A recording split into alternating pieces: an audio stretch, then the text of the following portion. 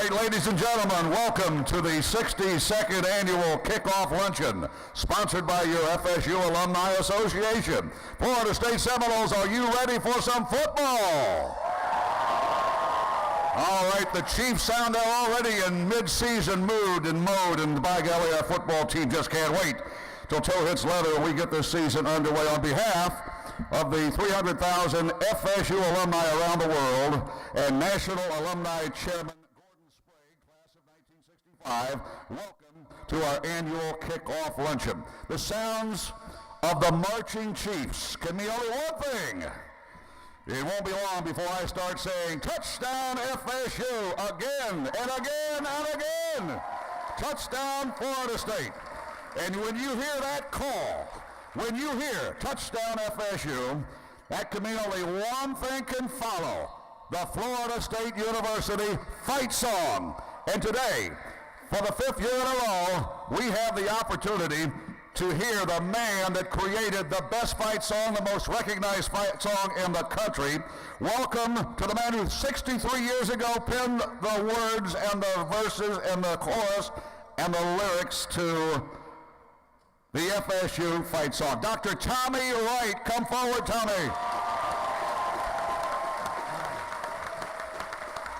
Thank you, Gene. Yes, I'm still here. I'm in pretty good shape for the shape I'm in. But my mother used to say, be it so humble, there's only one shape like your own. Well, I want you all to join me in doing the fight song and getting this kickoff session really good, because we're expecting a lot of touchdowns. I'm expecting to hear my favorite group on campus, the Marching Chiefs, play the fight song a lot of times this season. So for Jimbo, for the coaches, and for the team, let's all do the fight song.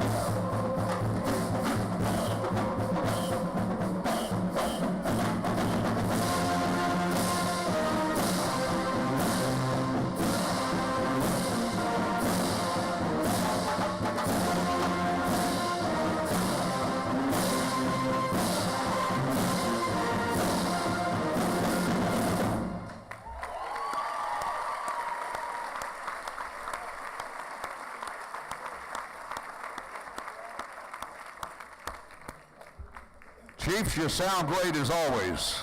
Have a great football season. Look forward to your pregame, halftime, and postgame concerts right over here at Doak Campbell Stadium. We'd like to introduce our head table tonight as the Chiefs exit the Civic Center. Beginning on my left, which is your right, President of the FSU Alumni Association, who put all of this together, Scott Atwell. Scott, right here to the left. Next to Scott is the President of our FSU Student Alumni Association, a senior from Lake City, Florida, Miss Amanda McManaway. Amanda, this is your year, Amanda. Skipping over our other speakers here to the left, you may recognize these gentlemen. Let's move to the right side, your left, my right, and welcome to Tallahassee from Lakeland, Florida, Chairman of Seminole Boosters, Gene Reddy. Gene Reddy. Well, he's fired up. He lives down there in Lakeland, and they're surrounded by you-know-what, and Gene's ready. President of Seminole Boosters, Andy Miller.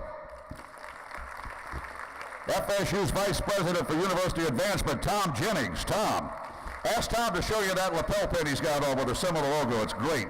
And Executive Vice President of the FSU Foundation, Andy John G. Andy, good to see you today. Now for our invocation, as we continue to enjoy this great meal and talk football around the tables, I'd like to invite Bob Tisdale from Killarn United Methodist Church to give our invocation. Bob?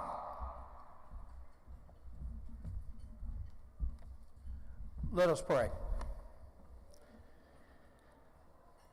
Lord, we thank you for the freedom to come and enjoy a meal, fellowship, and sports.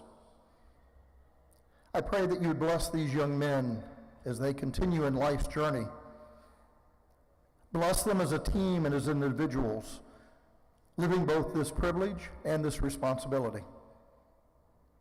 Make them an example to others, a strong and positive example, especially to the younger people. Bless them as they journey through both the good and the difficult times. And bless these coaches. Make them good examples for those around. And bless we fans, that we might balance and enjoy sports and real living. We ask that you'd bless this food now. May we learn to eat it and to live thankfully, sharing with those who are less fortunate. For we ask this in Jesus' name, amen. Thank you, Bob.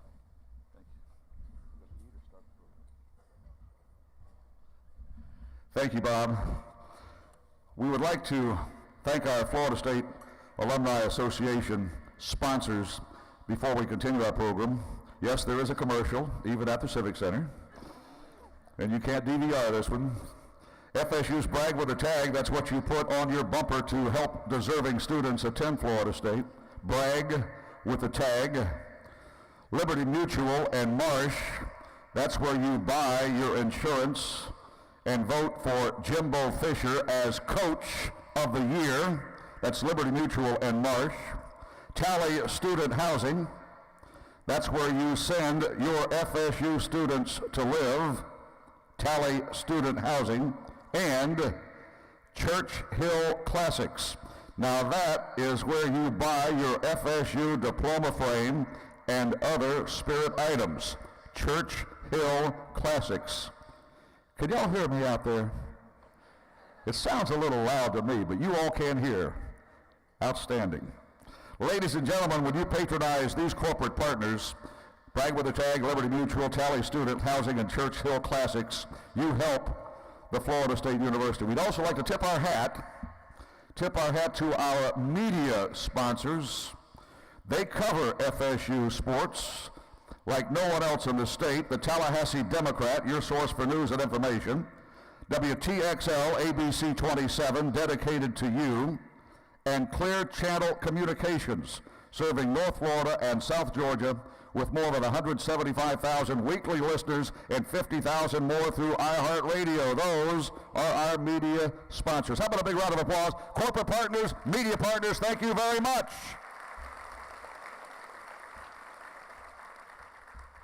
For the 5th straight year, we've had a great opportunity of allowing fans a chance to break bread with players and coaches, and I think that's a great format, don't you? You have a chance to sit at the tables with our coaching staff, our players, get acquainted, find out how truly great these young men are. on and off the field. I think it's wonderful, and we do it again today. So let's begin our program of introductions by introducing our assistant coaches. Our assistant coaches, assistant head coach and offensive line coach Rick Trickett could not be here today. We'll introduce next recruiting coordinator and tight ends coach Tim Brewster. Tim, stand up and wave right over here. Passing game coordinator, wide receivers coach Lawrence Dawsey. Lawrence. Running backs coach Jay Graham. Defensive tackles coach Odell Higgins. Special teams coordinator, linebackers coach Charles Kelly. Defensive coordinator, defensive backs coach Jeremy Pruitt. Quarterbacks coach Randy Sanders. Defensive ends coach Sal Sunseri. Our head strength and conditioning coach Vic Valoria. The football director of player personnel, Bob Lasavita. There's Bob. And the director of football operations is Mark Robinson. Mark, stand up and raise a hand. There's Mark. And then there's the team behind the team, scores of other dedicated professionals who make a program go. The entire listing of the FSU football family is in your program.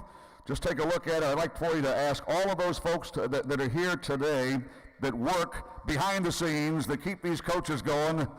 Please rise and be recognized. Okay, all of you that work at Florida State football, please stand up for a big round of applause, please.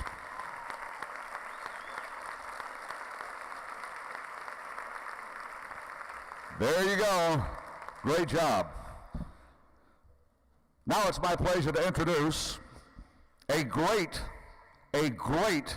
alumnus of Florida State University, and very proud to be an alumnus of FSU.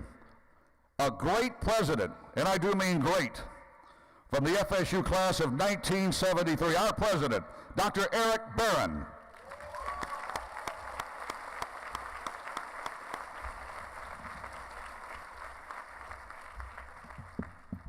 Well, thank you and welcome. 10 days. It's only 10 days. And I can just sort of feel that undercurrent of excitement there, and this luncheon is one of the ways we kick it into high gear. But I'll tell you, someday if I ever sadly need to be resuscitated, just have somebody play the war chant for me, and I think I'll just get right up and get going. I'd like to start by recognizing my wife, Molly.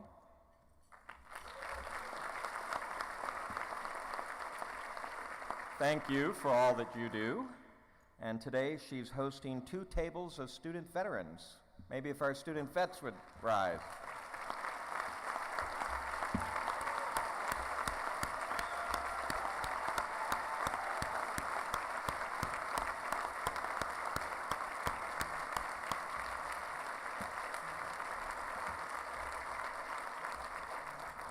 You know, one of the things I love about Florida State University is I always put in my remarks, let's show the student veterans how much we appreciate them, but I never need to say it because everybody at Florida State does appreciate their service and lets them know it. We have 3 trustees here today, and if they would stand, Leslie Pantine, Mark Hillis, and June Duda.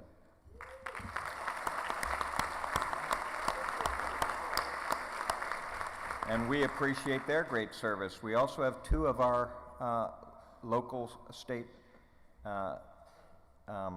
legislators, Senator Monford and Representative Williams, if you'd stand. Thank you for your support. I'd like to take a moment and talk about preeminence. We live in a world in which performance metrics and performance funding have become the norm. And I'm proud to say that based on 12 rigorous metrics, 2 universities in the state of Florida were designated by our legislature and our governor this year as preeminent universities in the state of Florida.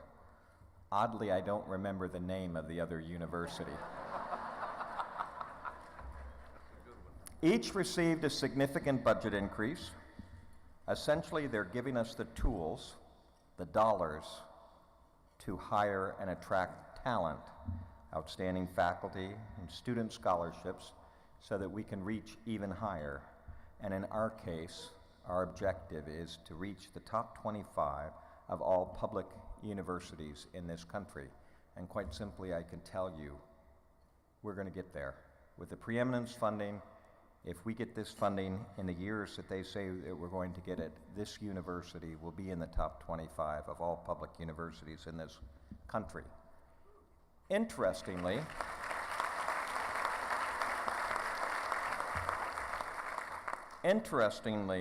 our approach to academic success and recognition has very strong parallels to our approach to athletics.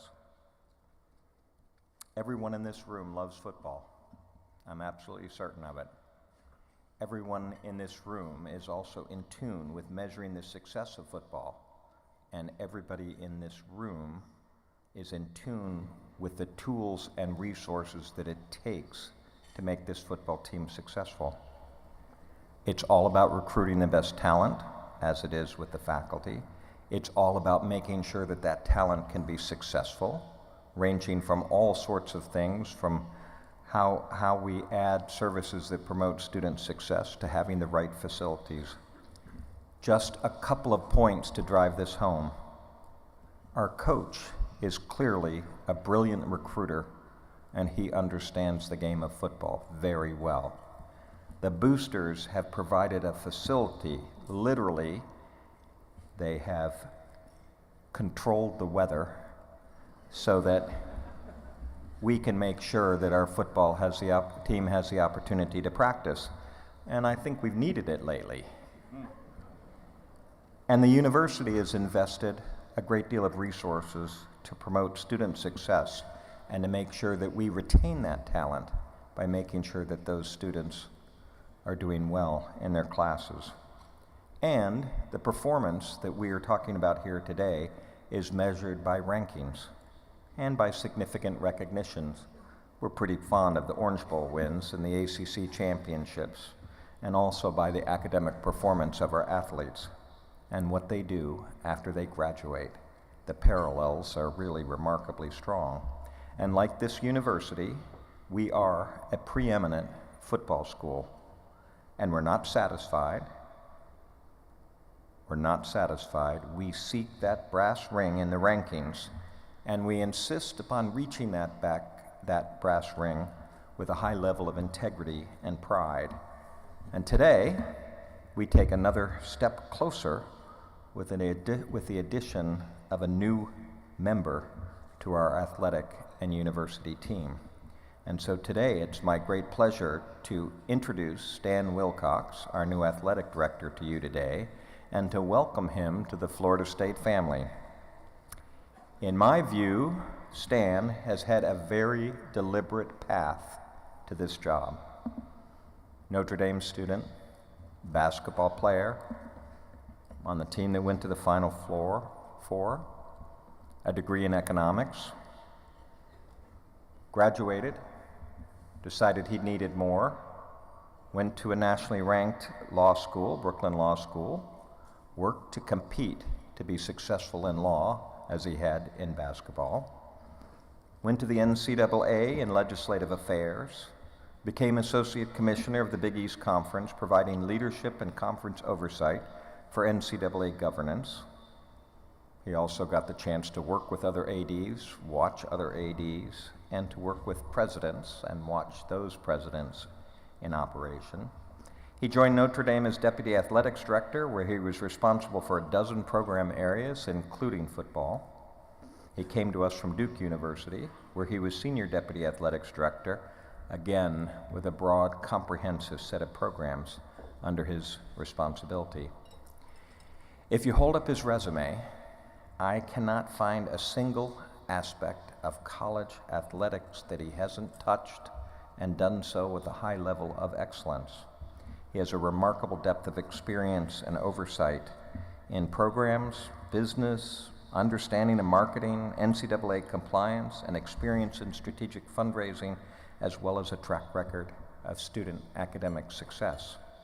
All that made him a clear choice for Florida State University, and I suspect that this is a man that's going to be revered by our student athletes.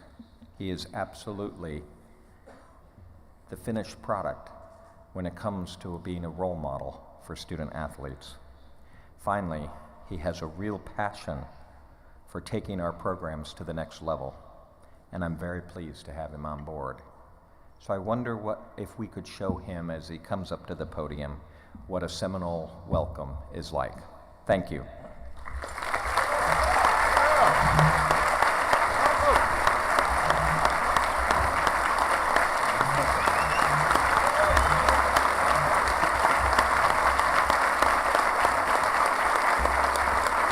Thank you.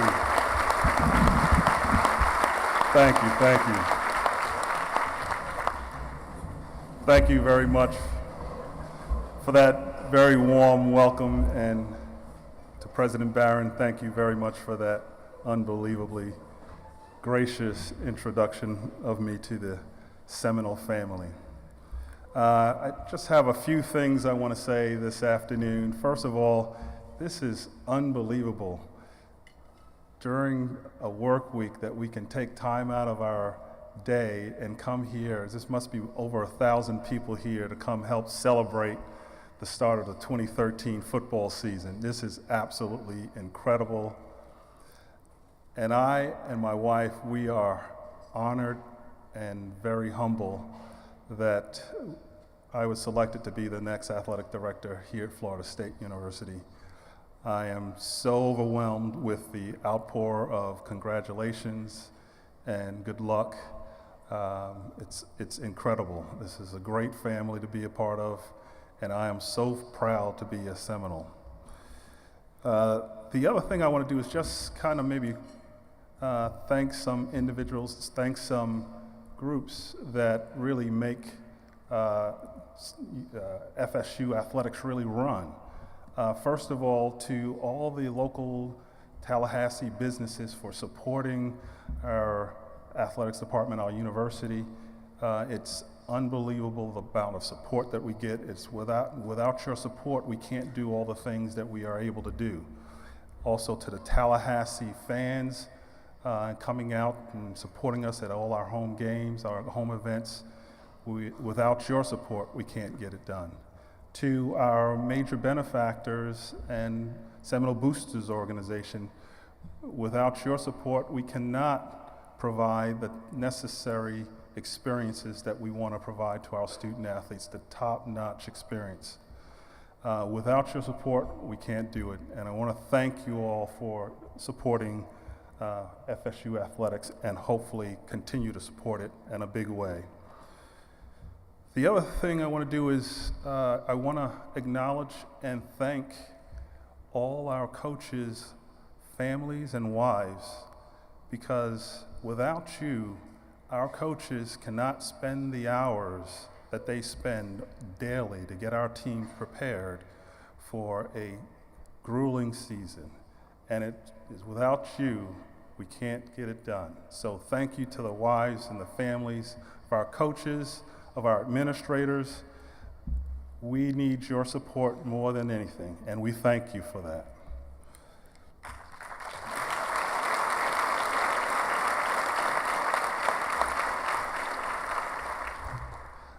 As well as a special thanks to Molly Barron, to Candy Fisher, and to my wife, Ramona Wilcox, who's here.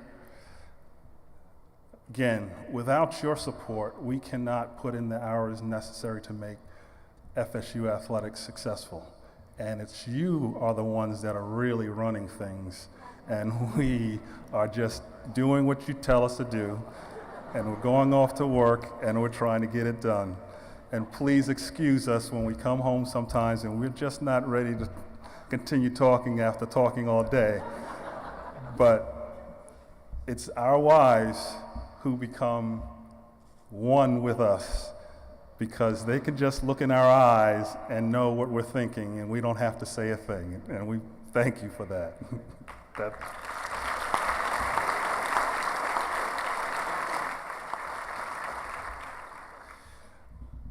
It's amazing. We're just, 3 weeks away now from our first home opening game? Well, what I want to just tell you is that, I've been at two pretty prestigious institutions, Notre Dame and Duke, and they've got their mascots, but there's no better mascot. As a matter of fact, the number one mascot, as I understand, in the country is right here with Osceola and Renegade.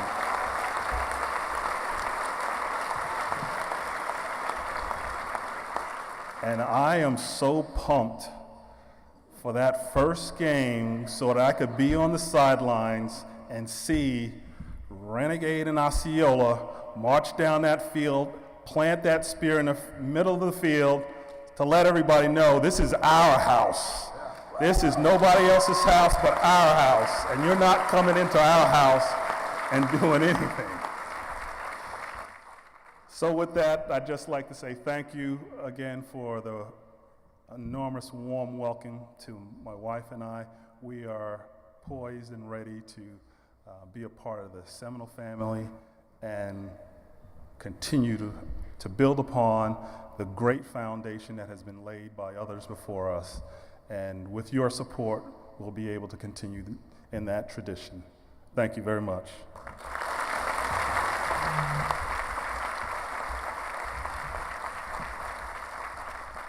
Welcome to Tallahassee Director of Athletics, Stan Wilcox. Boy, that was a great welcome, too. Huh? How about that? I can't wait to see that horse either. Woo! Plant that spear. Now comes the most exciting part of our program, at least from a fan perspective. You get a chance to meet your 2013 Florida State Seminoles. And after the introduction of our players, you will have the opportunity today to hear the state of the Seminole Nation on the football gridiron from head coach Jimbo Fisher. Are you ready for that? Seminoles, I know you are. So, it's always exciting. Defense over here, offense over here, and special teams over here. If y'all players just go ahead and get up and come over here, because we're going to introduce you by class, by position. So defense over here, and offense and special teams over here. There you go. Before the players are introduced, I'd like to remind you on the way out the door this afternoon, you can visit the vendor tables in the foyer and purchase one-of-a-kind FSU items and learn more about our most important FSU organizations. That's in the foyer on the way out today. I'll do that one again after we introduce the players. Defense over here, offense over there, this side. My goodness, it's going to be a tight squeeze for some of the big fellows getting through here. Make way, make way. I was driving from Jacksonville early this morning. A great Seminole Club of Jacksonville meeting last night, and boy, I'll tell you what, if anybody's more fired up than those Jacksonville Seminole boosters, I don't know who is. But I left the hotel about 6:30, 7:45 this morning, and I stopped at a rest stop on the way. I'm just sort of filling time, fellas, so if you'll move a little quicker, they won't have to hear this story. And I stopped at a rest stop, and there were two fellas that maintained that facility, and they saw me walking up, and they say, you're that announcer, you're that football. I said, yeah, good to meet you, good to see you. And they said, gee, Deckerhoff. I said, yes, sir, you're right. He said, how are those Seminoles going to do this year? You know what I told him? I said, fellas, we're going to win them all. They like that. How about you do too, okay? That's a little story, and our players are organized and ready to go, so here we go. Ladies and gentlemen, let's meet our 2013 Florida State Seminoles, and we'll introduce by position and by class. And that means we'll begin with defensive ends, the defense on this side, and we will meet Devares Bryant. He is a freshman from Crestview. Devares Bryant is our first Seminole. Come forward, right up here, and wave, Devares. Now, Devares, they told me you ran a 4.540. Come on. There we go. Number 44 is freshman DeMarcus Walker. DeMarcus Walker. freshman from Jacksonville. Redshirt freshman, number 21, Chris Casher. Chris is from Mobile, Alabama.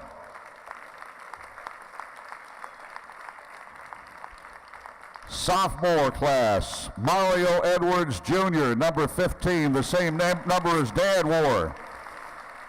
Mario Edwards Jr. from Goshen, Mississippi. Junior Desmond Holland. Desmond Holland, 43, from Miami. And our lone senior defensive end, number 6, Dan Hicks. His dad played football at Florida State. Oxford, Mississippi. Those are your defensive ends.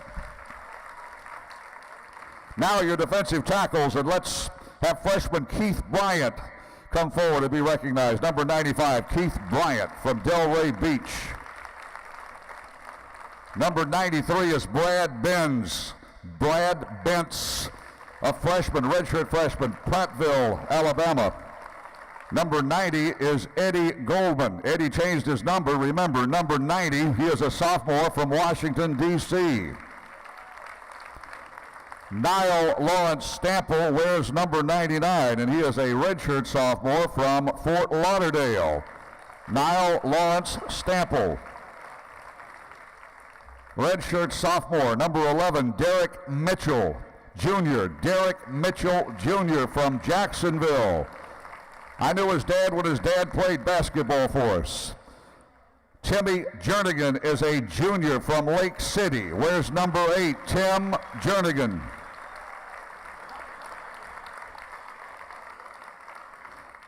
DeMonte McAllister wears 97, one of 2 senior defensive tackles from Tampa. DeMonte McAllister. And from Greenville, Florida, Jacoby McDaniel, number 55 in your program.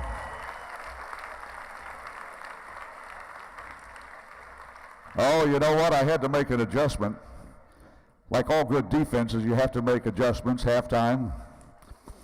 And I had to move one player to another, but I forgot about a freshman from Prattville, Alabama. That's Justin Shanks. Justin Shanks is from Prattville, Alabama. And Justin, I'm sorry, but I had to move Brad Bentz down there, and I said Brad was from Prattville, but Brad is from Wellington. Got that straight, folks? I hope in 10 days I'll have it straight, because I'm going to be calling these names, okay? There you go. Defensive tackles. Now our linebackers. Freshman, Roderick Hoskins from Orlando. Roderick Hoskins, number 18. Number 4 is Freddie Stevenson from Bartow. Freddie Stevenson, number 4. Another freshman linebacker from Miami. Number 12 is Matthew Thomas. Matthew Thomas. And another freshman linebacker from Woodbridge, Virginia, E.J. Levenberry. E.J. Levenberry. Redshirt freshman, just a tad older here now. Number 58 is Ryan Alisea. Ryan Alisea from Wellington, Florida. From Stone Mountain, redshirt freshman Ukeme Aligwe. Ukeme Aligwe, number 52. Reggie Northrup wears number 5, and Reggie hails from my hometown of Jacksonville. Reggie Northrup, number 5. Number 45 is Nathan Slater. He is a sophomore from Terry, Mississippi. Nathan Slater. Redshirt sophomore, Terrence Smith, number 24. Terrence is from Decatur, Georgia.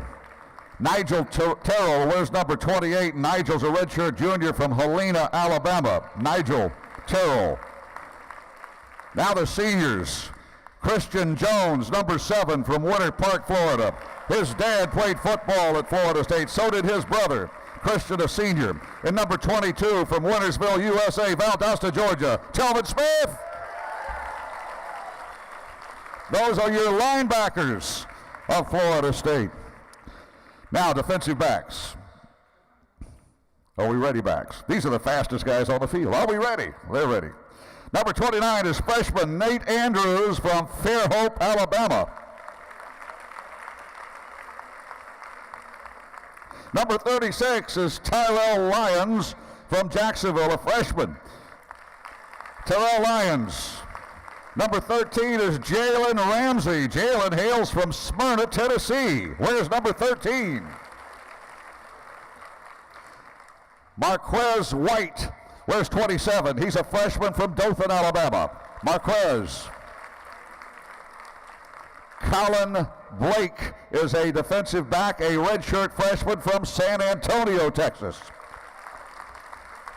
New number for Ronald Darby. He wears number 3, and he is from Oxon Hill, Maryland. Ronald Darby.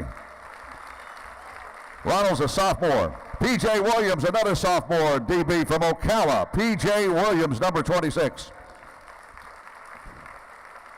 Number 42, as we move into the redshirt sophomore class, LaMarcus Brutus.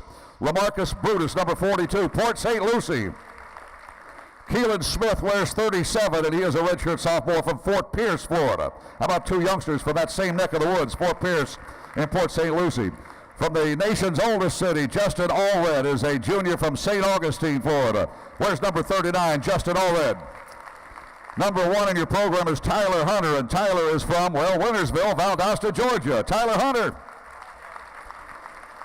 Number 6 is Nick Wasom, a junior from Groveland, Florida. You know where Groveland is, just down 27, just north of Claremont, just south of Mascot. We'll talk about Mascot in a moment. Carlos Williams is not here today, I'm told. Colton Woodall is a redshirt junior from Fort Lauderdale, Florida. Where's number 49? Colton Woodall. Now the seniors. Number 31, Terrence Brooks. Terrence from Dunellen. LaMarcus Joyner, a senior from Fort Lauderdale. LaMarcus, number 20. Redshirt senior Corey Burnett from Jacksonville, number 47. And Gerald Demps. Boy, those Valdosta kids are good, aren't they? From Wintersville, Valdosta, Gerald Demps, number 23. There you go. Defensive backs. Good luck this season, men. Now, let's go to offense. You know, we always say this. I guess I've said this for 16 straight years. Claude Thigpen, correct me if I'm wrong, but I think I have.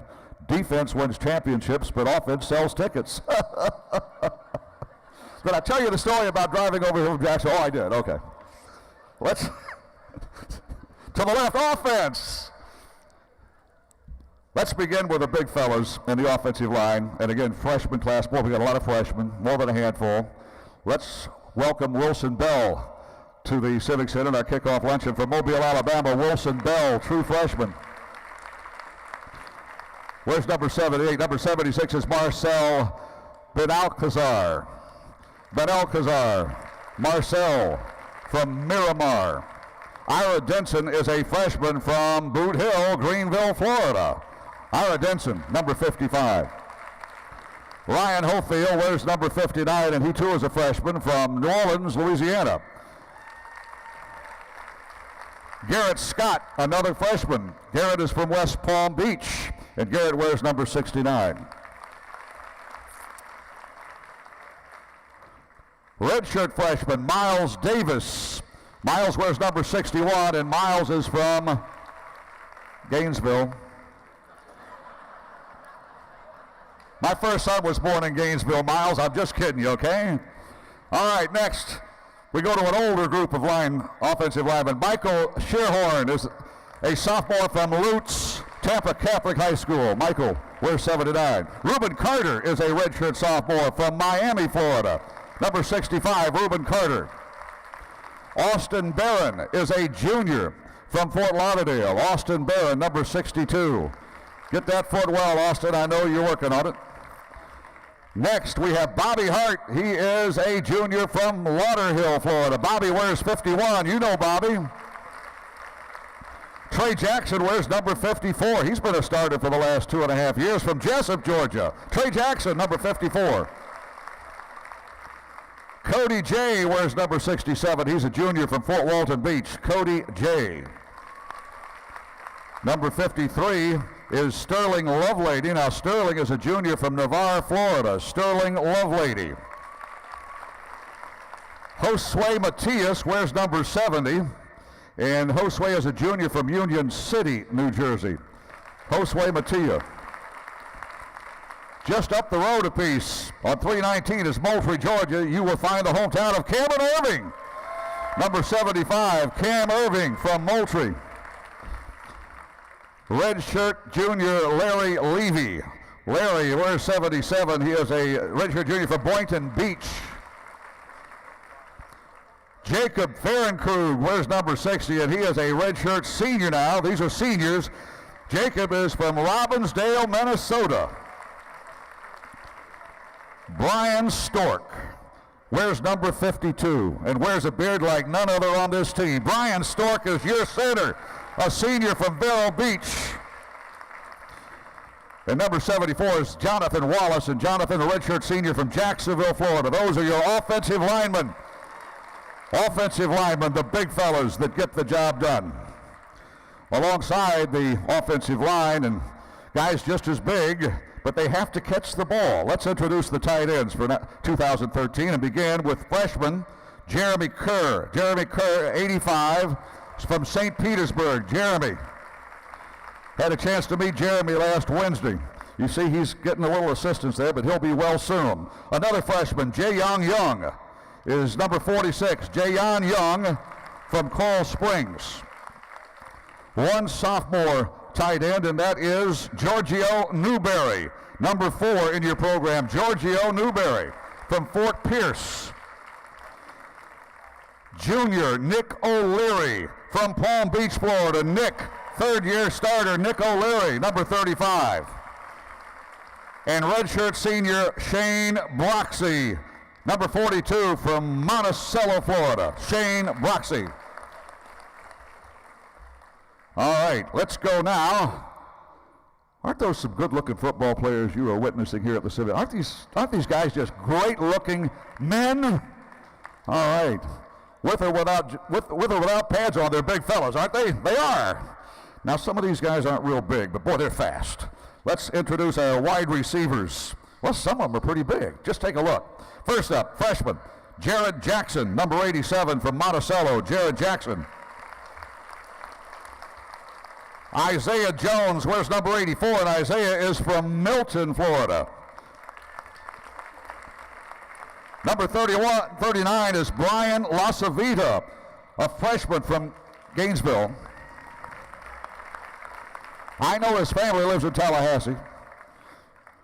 Next, number 9, Kermit Whitfield, freshman, Orlando, Florida. Kermit Whitfield. Number 3 is Jesus Bobo Wilson. Jesus is a freshman from Miami. Number 88 is Jaron Kowaleski. Jaron Kowaleski, freshman, redshirt freshman, Bradenton, Florida. I believe they were the number 1 high school team in the country last year, Bradenton, Florida. Tayshawn Cruz is a sophomore from Pensacola. Tayshawn wears number 86. Dan O'Neill is number 83. Dan O'Neill is a sophomore from Jupiter, Florida. He's neighbors with Burt Reynolds. So is Dumar. I'll talk about that in a moment. Dan O'Neill. Number 1, offense, wide receiver, redshirt sophomore Kelvin Benjamin, KB from Belgrade. Jermaine Washington wears number 36, and Jermaine is a redshirt sophomore from Jacksonville, Florida. Rashad Green, number 80 in your program, junior, Albany, Georgia. Number 13 is Rashad Golston. Rashad Golston, a redshirt junior from Miami Gardens. I'll be in your hometown tomorrow night, Rashad. I'll look for the family. Christian Green wears 89, and he is from Tampa. Christian Green. And number 81, our only senior that could be with us today is Kenny Shaw. 81, Kenny Shaw at the Civic Center. It's their 60-second kickoff luncheon. Those are your wide receivers. Good-looking group of football players. Kenny, thank you. Now, our running backs. Ooh, you're going to like to see the running backs this year. Freshman Ryan Green, number 24. Ryan is from St. Petersburg. Mario Pender wears number 7. He scores a lot of 7s. He's from Cape Coral, Florida. Redshirt freshman Mario Pender. You saw him in the spring game running through everybody. Will Burnham, number 45, a sophomore from Lithia. 2 junior running backs. Boy, are we young. Number 8 is Devontae Freeman. Devontae Freeman. Number 8, junior, Miami. And number 32 is James Wilder, Jr. from Tampa. James Wilder, Jr. Green, Pender, Burnham, Freeman, Wilder. Those are your 5 running backs. Now, let's go back a page and introduce our fullbacks, the big guys. Number 21 is Taylor Doan. He is a freshman from Tampa. Jake Romano wears number 49, and he is a freshman from Wellington, Florida. Jake Romano. Number 44 is Cameron Ponder. Cameron is a junior from Yulee, just north of Jacksonville, Yulee, Florida.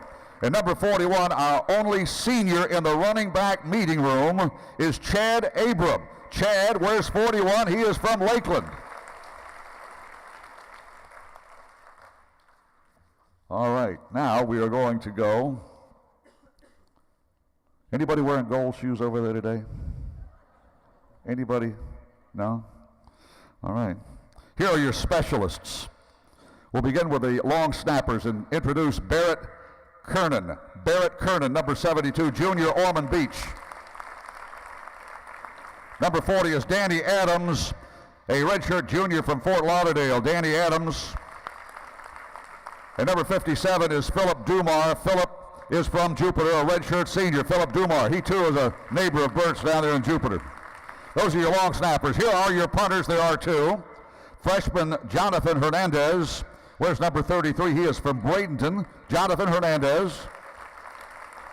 And number 38, sophomore Kaysen Beatty from Charlotte, North Carolina. Kaysen Beatty. Now, here are your kickers. Got a redshirt freshman and a sophomore trying to fill those gold shoes. Number 19 is Roberto Aguayo. Roberto Aguayo, redshirt freshman, Mascot, Florida. Just north of Claremont and Groveland. We had a geography class the other day, and Roberto told me exactly where Mascot is. Clay Pickler is our second kicker, and Clay is a sophomore from Grapevine, Texas. How about Clay? Clay, welcome to the Civic Center, and welcome to Florida State. Sophomore from Grapevine. Did we leave anybody out? One more group, quarterbacks.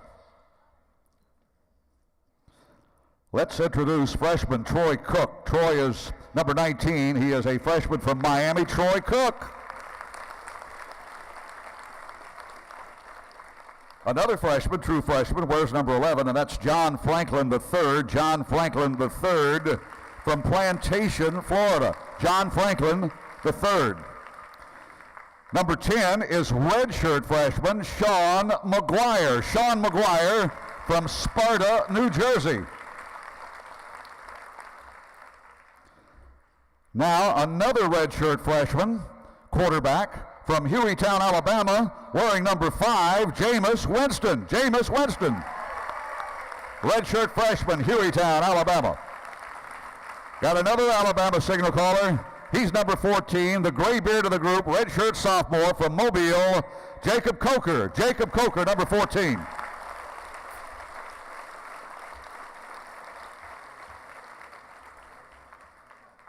Do you like what you see?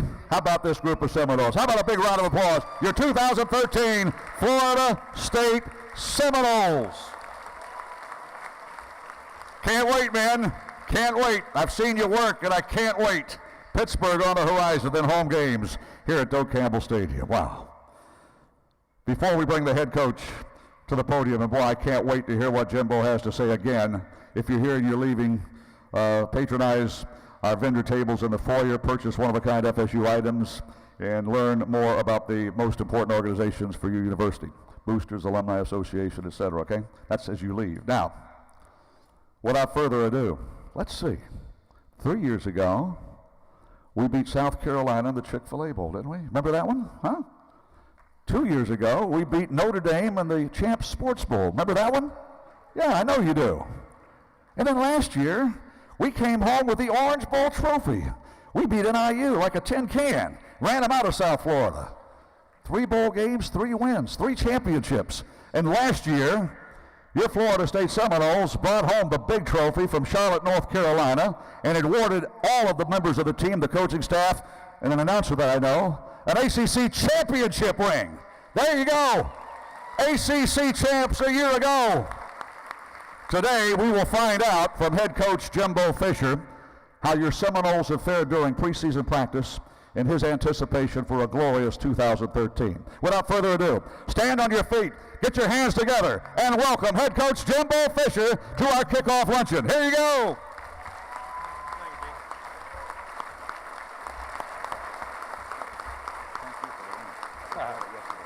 Good.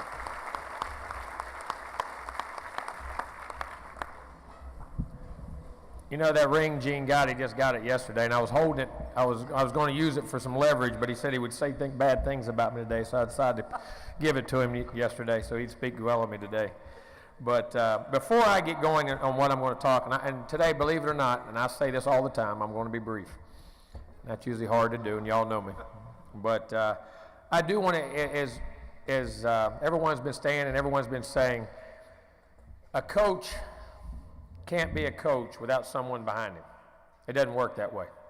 And there's a special group of ladies, and I would like to introduce all of our coaches' wives individually, because the things you do and the things you have to go through and the time constraints, and you can't imagine to allow us to do the things we want to do. But I told some folks they pay us well, but if they actually had to pay our wives what they were worth, Andy, you'd be out of money. I promise you, because of what they have to do for us to do these things. But I would like these ladies to please stand up. Kathy Sanders. Kathy here? Yes. Kelly Graham. Dave's wife. Chantel Dawsey. Kathy Brewster. Roxanne Sinceri. Roxanne, I know you're going to heaven. I promise. Robin Higgins. Christy Kelly. And Coach Pruitt's fiance, Casey East. Now, Casey, if you were real smart, you'd sit down and have a conversation with those ladies and you'd be out of here. I promise you, before you know what you're getting into. I promise you that. Some other ladies in here, Randy Valoria. Michelle Lasavita, Diasha Williams. Again, it seems like a cliche, but we say it all the time, but they're amazing. And then I would like to say a special thank you to my wife. There's some things that, as I say, I think I'm busy until I call home. And like they were saying before, it's amazing how I can call her, she can have 30 things going on, and I'll say something on the phone and say, okay, what's the matter? Say, nothing's the matter. Yes, sir, I can tell. Tell by your voice.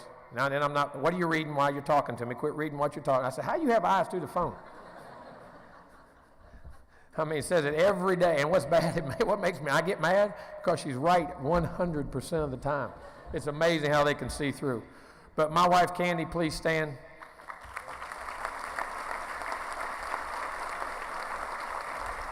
It's an amazing lady. One, to put up with me, but two, the things she goes through. It is quite ironic, but we all do it. It's all part of it, and we wouldn't do it if we didn't love it. And as we say, and I sit and I think about can I say different each year? What can I say about our team? You really can't, because the reasons for success are always the same. They don't change. But the personalities change. They all take their own identity. It's fun to watch, but to me, as I sit back and I reflect, I like to take this time and reflect on where you've been, and it's hard for me it feels like we just played the Orange Bowl last week. The way football and athletics is going today, it's a nonstop. It's 365 days a year, recruiting goes on, and it feels like we just had the draft. We had 11 players drafted in the draft. And by the way, as I tell our players all the time, which was, by the way, the most in the country, we're very happy about. But what I'm more happy and excited about, that every one of those seniors that got drafted had a degree. And every junior that got drafted is within a semester of having a degree. Isn't it amazing how those things go hand in hand with success? When you're good off the field, all of a sudden you become good on the field. And that's a message of anything that last senior class sent to this group out here. This is a very talented football team. If anything, the message it sends, if you're right off the field, you're right on the field.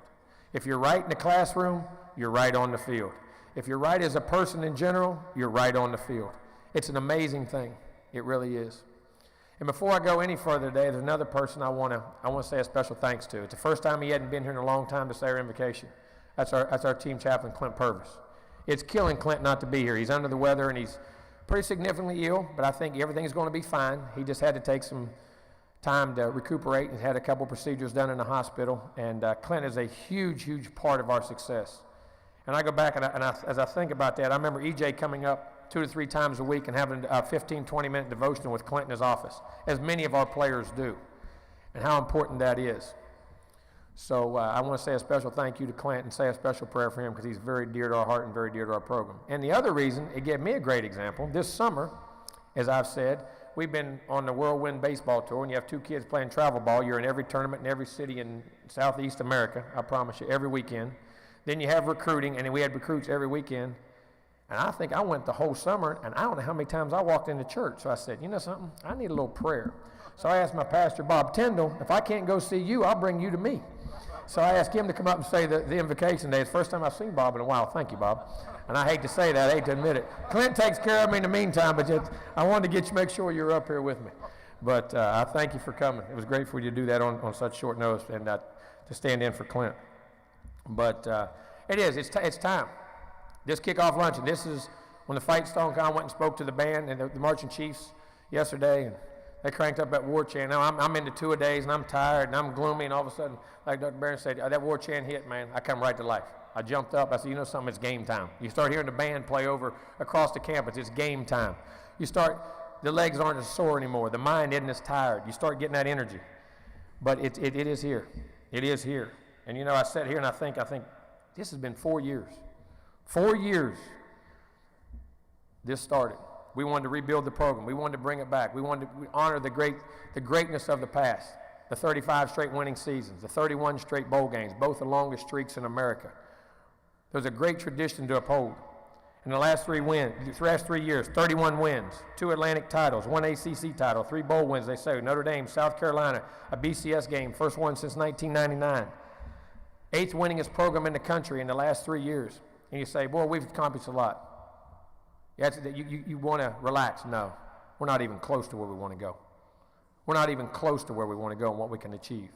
And I want to thank Dr. Barron for the things he's been able to allow us to do in our program with not just the indoor facility, but changing things, giving us the things in the off-season and the off-field things that help develop these young men. I'm looking forward to working with Stan. I think it's going to be very exciting. Heard some tremendous things about him. Heard some tremendous, his objectives and goals and the things he sees for our athletic future, and that we can be a huge part of this university. And like I say this all the time. It's the world we live in. Athletics is a huge window for this university. And we want to represent it with class, dignity, not only winning, which goes without saying, but with the class and dignity that folks can come here and say, you know something, that's a great university.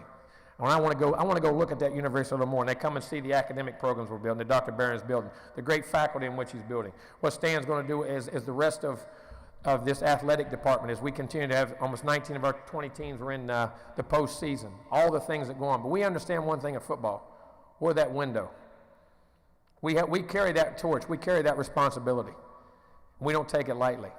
As I say, we've won all those things, but we've done a lot of class and dignity. We've had a graduation rate of 84, 92, and 87% the last 3 years. It's important that our kids graduate. It's important that we build young men. But like I say, it's amazing how when you build those young men, you build great students, you build great players. You recruit players. You recruit talent. but you have to develop them. And they're giving us the tools we need to develop these young men. Because in the end of this, I know we all want to win games, we all want rings. It's about developing those guys back there. That's why we are so tough on them. That's why we are so hard on them. That's why we do demand from them. But at the end of the day, like Dr. Barron said, we want that brass ring. There's only one of them that gets it. Winning was easy, everybody do it. Being successful was easy, everybody do it. Now we're on the right path. I'm very happy with the direction we're going. But everybody keeps asking me about this team. You know, each team takes its own personality. A team has a 1-year lifespan. When that bowl game is over and that group of seniors is gone, the next team begins. It has a 1-year lifespan of that. That group of players will never, ever, ever, ever play together again. That same group. It develops its own personality. It develops its own work ethic. It's like a young child as you watch it develop. And what I'm excited to be now, I see some guys that really put in a lot of hard work. I've seen some changes in some guys that it's remarkable, from when they were freshmen to sophomores and juniors and some of them seniors. Make you so proud. And I know people say that's a coach's talk. No, it's not. That's how we live. That's who we live. We live through them and their successes and what they do. But it's also a great time right now. They have to step up and handle some pressure roles. There's some young guys, very talented, very gifted. They'll be counted upon in a different way. It's fun to watch that develop. It's fun how they take those responsibilities and those challenges, just like they will in life. And this team here has done nothing but put a smile on my face. This team here has last year we had, as they say, sometimes maybe some more primetime names. There were some more significant names out there. This group here that people look to and identify with our team. What I like about this team, you identify with the team. Now, there's going to be some primetime names in that group. Before it's all said and done, you can bank on it. As I was sitting there telling Stan going by, I was just pointing some guys out to him and things that I think guys that are ready to emerge and become great, great players and become part of that great Florida State tradition. But the thing I love about this team the most, it is a team. You know, Gene, and we always say, you know, defense wins championships, offense sells tickets and all, but you know something? I've never won a championship with a team that wasn't great on offense, wasn't great on defense, and wasn't great on special teams. I wish it was that easy, just be good on one side. But that's what I think this team embodies, a team. I've never seen a group of guys develop and hang together more. I watched them do something today that was very, very dear to my heart. As a Kids First Fund, which is a foundation my wife and I started off my youngest son, Ethan. But, you know, we've taken a platform that there's some other things that some folks need a voice out there in this very tough disease. And they went over and got registered in the bone marrow registry. Today, our whole team went over, not just our football team, but our golf team, our tennis team, our baseball team, and so on, every athlete within Florida State University. And I say this, there is a very talented football team back there right now, extremely. What it accomplishes will be up to it, and I'll talk about that in a second. But what I'm proud of, there is better young men on this team than there are talented players. They understand the big picture of life. They understand who they represent and who they are, the way they carry themselves.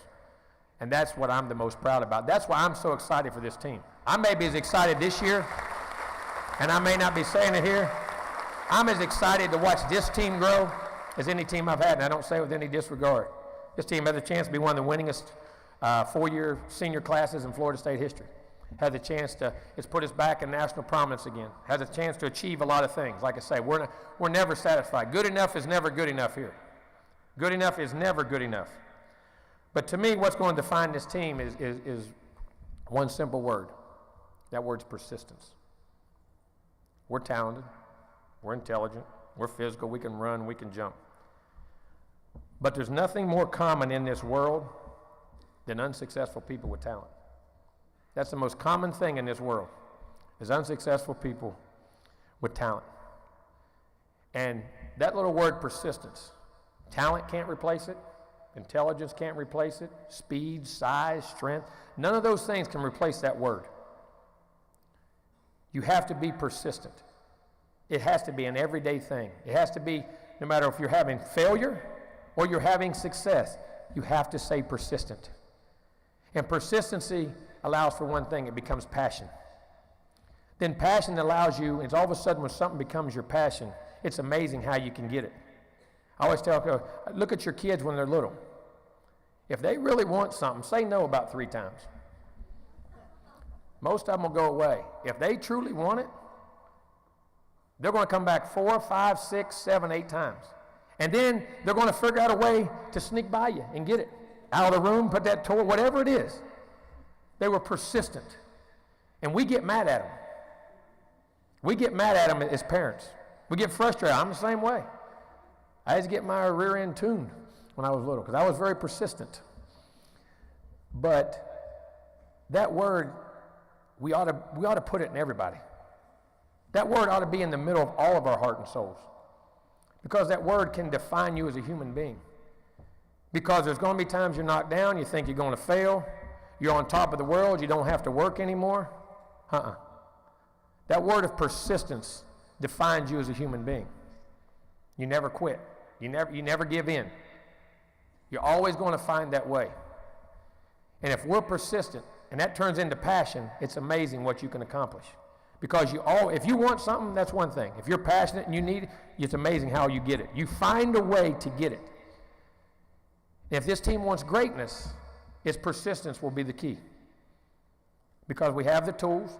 Are we as experienced in some places? Maybe not. But everybody out, nobody's perfect. There's no perfect players, there's no perfect teams, there's no perfect organizations, there's no perfect anything in this world. But if you have persistence, it's amazing what you can accomplish. And we'll strive for that excellence every day. We're going to strive for that perfection every day. Knowing full well we'll never reach it, but in the meantime we'll find excellence. But you can't find it unless you're persistent. You have to drive, push, challenge. It's amazing how that little word, because it brings in one little thing called discipline. And if you want something bad enough, you have the attention to detail, and that's what I think the key to this team is. It's the discipline to have the attention to detail. To do it right, the definition of this, doing what you're supposed to do, when you're supposed to do it, the way it's supposed to be done every single time. No matter if you're sore, you're hurt, you're tired, you're losing, you're winning. It doesn't matter. It does not matter. And how persistent, that's the word I'm going to harp on. I didn't bring that word out to them until today. I've given them a bunch of different things. It wasn't time. Now it's time to be persistent. Because if you're persistent, we will be great. And it will determine our greatness. It's that simple. This is not brain surgery. This is not a trick. The reasons for success always are the same. But if you're not persistent and you're not willing to pay that price, you'll never be what you can be. And like I say, the most common thing in this world is unsuccessful people with talent. That's the most common thing in this world. We don't want to be that group. We have laid, this group before us and these seniors before us have laid a foundation for you guys to step through that ring, that paper, to get that brass ring. And that's what we're going to do. That's our plan. But it's going to be up to you. I take it off of us a little bit. We're going to drive you, we're going to push you. But it's going to come from within. And I'm going to tell you, from what I've seen in the last 2 weeks, the work ethic, the toughness, the effort, the discipline, the things we talk about all the time, the execution, all those things, it's there. And I'm going to tell you, there's a couple of you back there, and you knew who I'm talking to. There's going to be a couple that some of those guys aren't persistent. You got to grab them by the ear. You can't be ordinary and be a champion. We have to learn to be unordinary. We have to learn to do things that aren't popular within our team if it takes us to be win. They hear me say it all the time. I compare him to a great player, and they always ask me the greatest player, and they all talk about basketball. I said Michael Jordan's one of the greatest competitors I ever saw. We had a speaker the other day who was an NBA referee for 25 years, refereed them all. And one of our kids asked him, who's the greatest player you ever saw? He said, Michael Jordan. They said, why? And he said, no, not because he jumped the highs. He said, because he was a relentless, persistent athlete. He never gave in. It was 40 minutes of focus. It was 40 minutes of concentration. And the difference was, it wasn't just him. He made the guys around him that way. He was elite. We talk about that. It's one of our goals. Being elite as a player. Being elite is not, you can be great. You can have great ability. You can do all the things in the world. That does not make you elite. Elite people affect the guys around them in a positive way and pull them with them. And elite people are persistent. And that's the final thing. We're not looking out there, we're big enough, we're fast enough, we're strong enough. Now it gets down to right here in our mind, are we persistent enough And can you be elite? And being elite is when you see a guy not being persistent, that you tap him on the shoulder or grab him by the ear and you pull him with him and say, hey, you're going to be persistent today. It's not your day off. Because the secret to this whole thing, there is no secret. It's going to be a lot of hard work and a lot of love, trust, and belief in each other. And that's what we're going to do. I love where this program is. I love where it's going. I love what we're about to accomplish. And it's not going to just stop this year. This is going on for a long time. And more importantly, I'm proud of who they have become as young men. Because that's our job as coaches, not just to win games, but develop young men. And it's easy when you get guys like this and some of the leadership we have. But I look forward to seeing you in Doak Campbell. Unfortunately, we'll be on the road on that first one, so if you can't be there, please watch it on TV. We're looking forward to being in Doak Campbell in that sold-out stadium every week, doing that tomahawk chop and seeing Osceola and Renegade ride through there. I'm with you, Stan. I'm ready for it. I promise you that. But God bless you all. Look forward to seeing you then. Thank you. Let's go, Jimbo! Go Seminoles! Thanks for joining us today. Good luck, Coach. Good luck, players. We'll see you at Doak Campbell Stadium. Thank you for attending today's 62nd Annual Alumni Association Kickoff Luncheon. We'll see you at the stadium. Go Noles!